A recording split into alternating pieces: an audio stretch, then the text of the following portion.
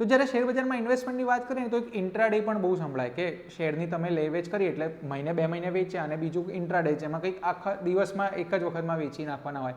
પણ મારે આને ડિટેલમાં થોડું એક્ઝેક્ટલી સમજવું છે કે ઇન્ટ્રાડે એટલે શું? સો બે રીતે હોય, એક તો ઇન્ટ્રાડે અને બીજું ડિલિવરી. ઇન્ટ્રાડે એટલે દેશી ભાષામાં એકદમ કહું તો it's a kind of speculation only, જુગાર ઓનલી.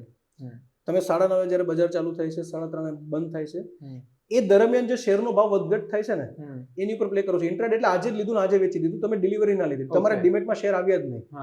આજે માનો કોઈ વસ્તુ 15 રૂપિયાનો ભાવ છે, તમે લીધી અને 3:30 સુધીમાં વેચી દીધી 16માં અથવા તો નુકસાનમાં અથવા નફામાં, એને કહેવાય ઇન્ટ્રાડે. સો તમે ભાવની વધઘટ ઉપર આજના દિવસમાં તમને એવું લાગે છે કે ભાવ વધવાના આ શેરના, તમે લીધું અને બપોરે માર્કેટ ખતમ થાય એ પહેલા વેચી દીધું, જેથી તમારે ડિલિવરી ના લેવી પડે.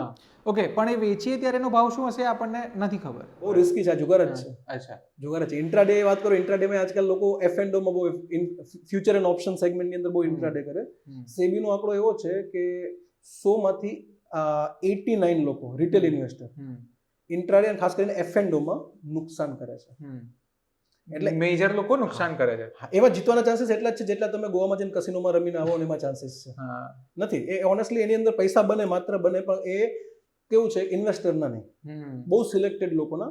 એટલે એવું કહે ને કે જુગાર રમી તો હંમેશા રમાડવા વાળો વધારે, રમાડવાળો જ કમાય, રમાડવાળો જ કમાય. એટલે મારી દ્રષ્ટિએ યંગ જનરેશને ખાસ ધ્યાન રાખવાની જરૂર છે.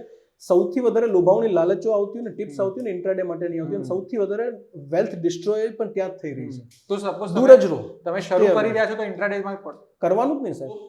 ઇન્ટ્રાડેની અંદર મારી દ્રષ્ટિએ ઇટ્સ અ સટ્ટો. તેમાં તમારે કદાચ જો ઈચ્છા હોય બહુ સટ્ટો કરવો છે તો એટલા પૈસા રાખો જે ઝીરો થઈ જાય તો તમને ચિંતા નથી.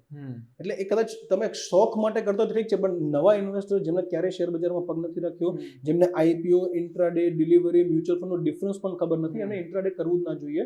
બહુ એક્સપિરિયન્સ્ડ ટ્રેડર ની જરૂર પડે એમાંથી પૈસા બનાવવા હોય તો. અથવા તો બહુ વધારાના પૈસા છે તમારી પાસે તો નાખો, વધારે છે ને તમારે સમાજ સેવા કરવી.